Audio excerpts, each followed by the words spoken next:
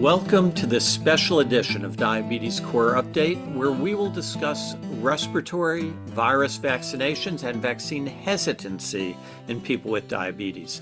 Vaccinations are a critical public health tool. They are particularly important in people with diabetes. I'm your host, Dr. Neil Skolnik, professor of family and community medicine at the Sidney Kimmel Medical College of Thomas Jefferson University. Today we're going to discuss why vaccinations, particularly influenza vaccine, is specifically important in people with diabetes.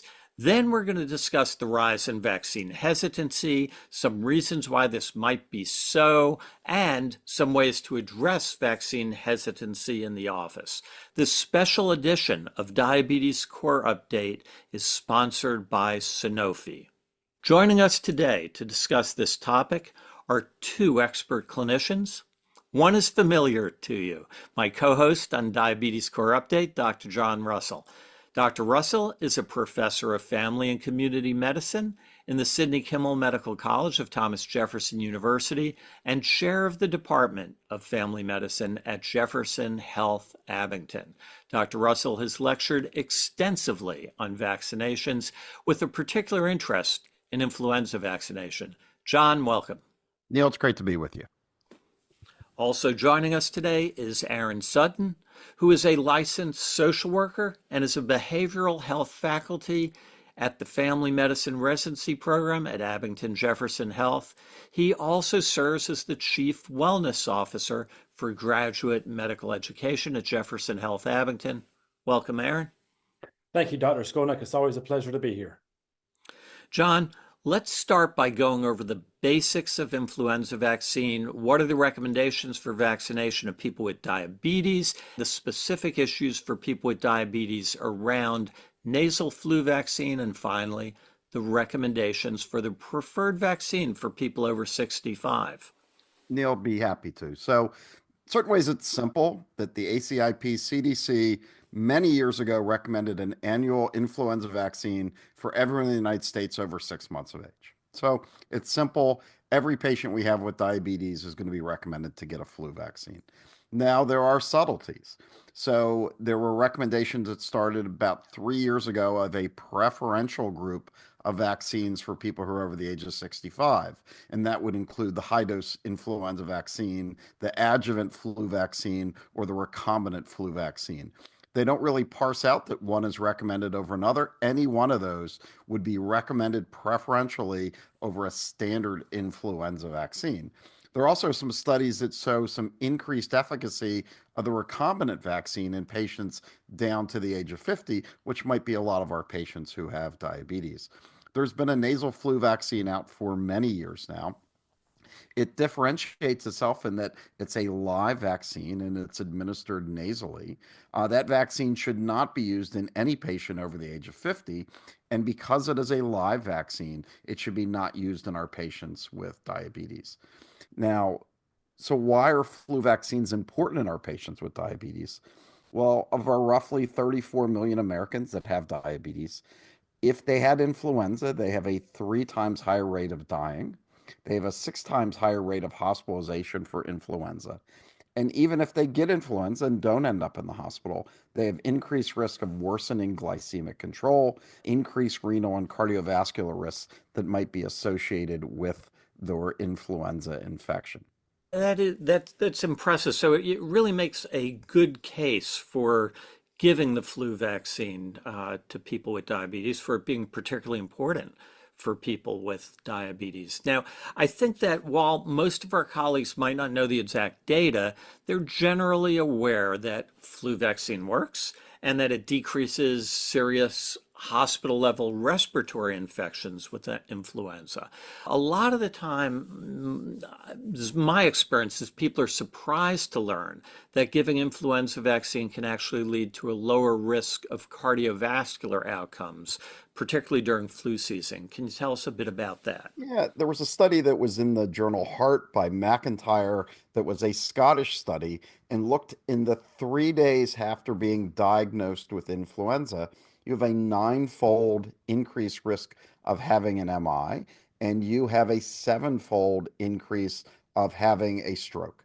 So I don't think people really know that. And perhaps our colleagues who are cardiologists or neurologists or neurovascular doctors can help us to get our patients vaccinated by sharing some of this information. And when we think about influenza vaccine and all the respiratory vaccines, we think about primary prevention. But if we looked at flu vaccine as secondary prevention in someone who has cardiovascular disease, the efficacy of decreasing an acute MI is somewhere in that 15 to 45% range. Now, if you compare that to smoking cessation, that's 32 to 43%, statins 19 to 30%, antihypertensive medicines about 17 to 25%. So it's really comparable for all the things that we would view as best practice in cardiovascular disease. That's mind-boggling, John. And again, I'm just thinking about that. We'd never think about not giving someone a statin, or if a patient didn't want a statin, that happens, having a come on, let's sit down and really talk about this. But often with flu vaccine, we just kind of brush that off at the end of the visit. Those are important statistics. Let's move on now to COVID vaccine. What are the recommendations for COVID vaccine, and what is the rationale? Is there any particular importance for COVID vaccine in people with diabetes? The COVID vaccination recommendations are akin to the flu recommendations. So it's recommended for everyone in the United States over 6 months of age. But there are subtleties that the number of shots recommended will vary by age and vaccination status. So someone who's never been vaccinated might need to get more than one COVID vaccine, whereas someone like you or I, who might have had 5 or 6 doses already, might only need the one booster. When you look at uptake, the vaccination rates for adults for last season and so far this season are somewhere around 20%. That is probably a multifactorial issue. But overall, if we think about all comers of patients who have diabetes, they have a 35% higher risk of severe outcomes with COVID and a 40% higher risk of hospitalizations. So certainly we should think about getting people vaccinated. And what the real benefit of COVID vaccine is keeping people out of the ICU and keeping people alive. So important. Thank you for that very clear overview. Now, can you update us on the recommendations for the vaccine that's kind of new on the block, RSV, for people with diabetes? Yeah, so there's been kind of three products that have come out over the last year for RSV. There is a pediatric monoclonal antibody, there is a vaccine that we'd use in pregnant mothers, and then there are two different vaccines that we would use in our older patients. So RSV is a virus, affects about 100% of children by 2 years of age. So all of us have had this. It does not confer, having the illness does not confer lasting immunity. And there's about 150 deaths annually in the United States. It's the number one cause of pediatric admissions in the United States. But there's about 14,000 deaths annually in adults in the United States. So for the vaccines that are out there for adults, the recommendation is there is an A recommendation, which is a should recommendation for all adults over 75 years of age. And then there's a B recommendation that is a may for a single vaccination between 60 and 74 years of age. But if you tease that out between 60 and 74 years of age, if someone has increased risk, if they're on dialysis, if they have a cancer, if they have diabetes, they should move from having a B recommendation to an A recommendation. Now, overall, there's been about a 24% vaccination rates of adults over the age of 60, remembering that vaccine came out last year. And so far, if you were vaccinated last year, you do not need to be vaccinated this year. Now, we think about the impact of RSV in patients with diabetes versus matched controls. Those patients are 2.4 to 11 times higher than age-matched controls in an article that was in Diabetes last year. Overall, for hospitalized patients, RSV has a higher hospital mortality than influenza because we don't have any effective treatments for RSV beyond supportive care. So helpful. And again, thanks for pointing out the importance of RSV vaccination. Just to round out our respiratory vaccinations and briefly at a high level, what are the recommendations for people with diabetes for pneumococcal vaccination? So every adult patients who have diabetes should be recommended to have a pneumococcal vaccine. We've kind of transitioned over the last few years from the polysaccharide vaccines to the conjugate vaccines.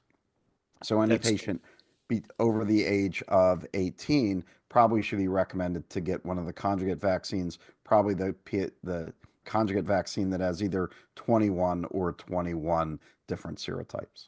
very helpful. Let's now move on to vaccine hesitancy, which has become an enormous issue. So that we can level setting, John, can you give us the current vaccination rates? If you look at all comers in the United States for patients over 6 months of age, the overall vaccination rate is about 47.2%. For last flu season, rates were 69.7 in seniors. Over the last 20 years, it has vacillated somewhere in that 65 to 72% range. 46.2 in patients 50 to 64, and 32.8 in patients who are 18 to 49 years of age. Now, all of those rates have declined since the pandemic. So, the first year of the pandemic, there was a rise in uptake in influenza vaccine. People were afraid to come to the hospital and were afraid if they had flu, they might end up in a hospital. And since then, we've seen influenza vaccine rates decrease. That's probably a multifactorial because in 2020, we really didn't have very much influenza in the United States. We're back to having full blown influenza in the United States right now. Clearly, there's room for improvement. And this is occurring in the context of increasing amounts of misinformation. And I think what we're all seeing in the office, as well as reflecting in the data, is vaccine hesitancy. Aaron, what are some of the reasons that people may be refusing vaccinations? Neil, it's a great question. Obviously, we've seen a lot of misinformation about vaccines. But I think really when we look at the reason why people are hesitant about vaccines, I think it really boils down to two different things. I think it's the psychological reasons that people have about not getting vaccinated. And then I think it's the larger social and cultural values that people have about not getting vaccinated. So why don't I start with some of the psychological factors that people have or psychological reasons that people have for not getting vaccinated. I think that the first part of that is the cognitive biases that people have. And so there's a couple of different cognitive biases I'll talk about. One is the optimism bias. So that is the belief that we are less likely to contract a disease than others, right? That we have an optimistic outlook about diseases. On the other hand, we have the negativity bias. That is the fact that we give greater weight to negative information. So we look at the rare side effects over the positive evidence that we have, the positive evidence being the vaccine efficacy. And then the availability heuristic, which is that mental shortcut that helps us to judge our risk based on evidence that is readily available to us. So things like media reports of adverse reactions or anecdotal stories that we hear, they help us to create a reason why we're not going to do something. So that is called a heuristic, which is a mental shortcut. So those are some of the cognitive biases. And then we look at risk perception. So we look at the perceived severity. So if we believe the disease isn't as serious as we think it is, or that we're at low risk, then we may not get a vaccine. Or the perceived susceptibility, that is the feeling that we have of being invulnerable to illness. That may reduce our motivation for vaccines. And then, of course, the fear of side effects. So the concern about the vaccine, the safety of it can outweigh perceived benefits. Those are some of the risks that we have. And then I think along with cognitive biases and risk perception, we talk about information and misinformation. So we look at the influences that we have from different outlets, news outlets or friends, and then we use that either information or misinformation to our psychological readiness to either get the vaccine or to not get the vaccine. It's interesting, Aaron. So that really goes to how we filter information or how we interpret the information that we hear. But we don't exist just in isolation. Can you address that larger picture a little bit, the context in which we get our information? So, peer influence plays a huge role in decisions that we make. So, oftentimes, decisions for anything that we do, the cars that we buy or the flat screen TVs we buy, they can be, positively encouraged or discouraged by friends and families. Then I think we look at another larger picture, which is the social and the cultural norms. So we listen to stories that people say, and they really influence us. And then we tend to be in circles of those who are like-minded. If those are the influences that we're having from our peers, then it's going to create a larger social circle and create more of a cultural norm. And then, I think that leads to the groups of social networks. So friends, family, community leaders, those that play a significant role in our lives. So again, if we have this hesitancy, it can be reinforced into these small echo chambers that we continue to hear back from as we're soliciting advice and or really giving advice. Aaron, can I follow up on something that you were said about group values? I'm going to ask you to comment on trust. Often people trust, and you mentioned social networks, the people who are close to them. They trust certain loud voices on social media. And what is the place of trust and deciding about who you trust? And this will be important when we talk about how we address this in the office. But where do you feel that fits into people's decision making? Neil, I think it really plays a large role in this. And I think that's why, as we're talking about this from a public health point of view, that we make sure that people who are able to give responses to large groups actually have the information at hand that they can use to help guide that group, right? I think lots of times that, again, we're talking about medical jargon, that we use these big terms or that we use things that people don't understand. So I think as we look for a group to say, how can we really make our message come across to our group as something our group will understand? That's interesting. If we think about mandates, which were a big issue during COVID, we know from motivational interviewing how people react when you tell them what to do. It creates resistance. Those mandates, I think, largely backfired.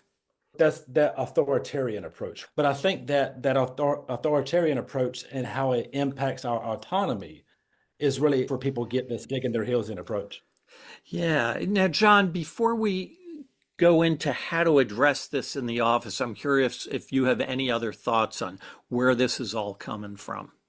Well, if you look since the 1940s, confidence in everything has gone down.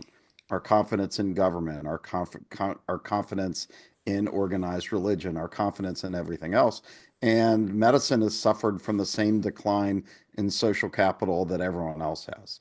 So probably in our internet world, someone can really feel like they can find an answer that supports their worldview without too many clicks. So you don't feel so isolated in your decision to do that. And one of the things that we need to be careful of is, using terms that someone's an anti-vaxxer or something like that, just because they have questions. So if someone has questions, it doesn't mean that they don't believe in vaccines. They just might need a little bit more information. And if we shut someone down and dismiss them, we're not really going to be able to have a conversation. Those are great points. It's a really tricky issue because we don't want to alienate our patients. And I'm just thinking of as we move on to how to address this in the office, but we also don't want to just say okay without making a fair effort to educate them to do what is best for their health. The other day, I asked around our office, knowing that we're going to be doing this podcast, to see how different clinicians in our own office handle things when patients say they don't want influenza vaccine. And it was absolutely fascinating to see the range of approaches. One of the clinicians said that he just said okay, says okay.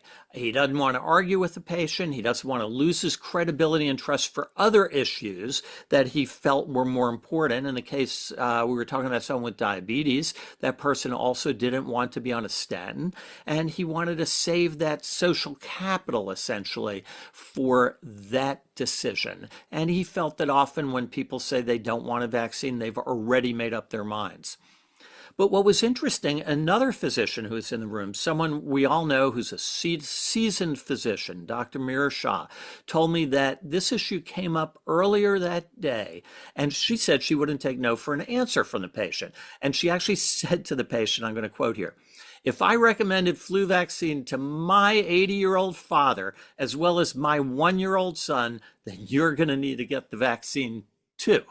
And then the patient said, okay, and went ahead and got vaccinated.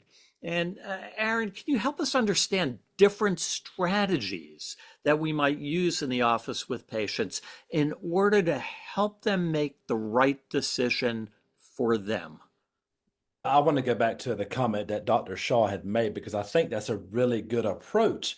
And I think in no better place can we really talk about this with somebody than a primary care office, right? This is somebody who we already know and we have an established relationship with.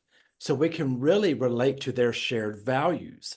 We know about their healthcare already. We just heard John talk about the different rates of MI that can happen with influenza.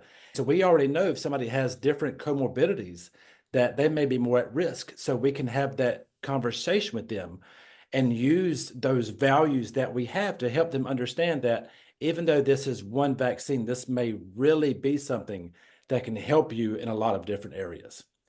I think we have to really tailor that message using the language and framing it for the person, knowing that we are listening to them and not having just a spiel, quote unquote, that we give to people, because I think that's what really turns patients off as well, is that we have a spiel. Well, let me read my spiel to you about a vaccine. Rather, we're going to actually have a one-on-one conversation with them and then trying to motivate them, right? So it's by having that one-on-one conversation that they feel heard. And in turn, there's a better chance of them being motivated rather than resistant. Is that right, Aaron? So I think we have to make a tailored approach to it, give information that is tailor-made for individuals. So the beauty of working in primary care is that we know about somebody's life story. So we tailor our message, and it may look something like, I know that you've had complications over the past year medically, and I know also in your family that there's been some complications as well. So we want to make sure that we're staying on top of things as best we can. And then I think the more that we look at the social norm, we can help somebody by asking them, what are you hearing in your circles? And how can we help to address this? I think that the more information that we can give and the information that we can learn about people, sometimes the best way to find out an answer to something is to ask a question, right? So we ask the important question. So we find out, and then we can help tailor that message toward them. In addition to addressing individuals' concerns and tailoring the message to the individual needs of the patient, any other thoughts about how to address things when someone is on the fence about getting vaccinated? They're not sure what to do. How do you move them from that place of uncertainty to action?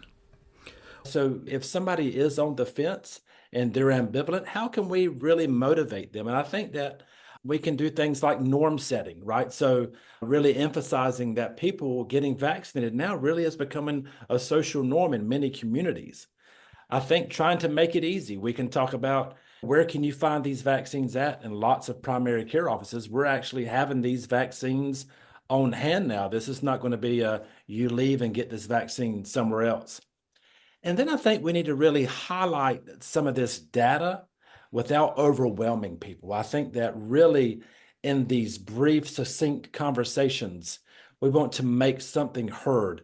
And I think that sometimes focusing on that big picture, sharing relatable statistics, like how they do reduce hospitalizations and deaths, Aaron, it's interesting when you talk about not overwhelming people and sharing relatable statistics. I think one of the key things that I think a lot about when I talk to patients is that issue of bandwidth.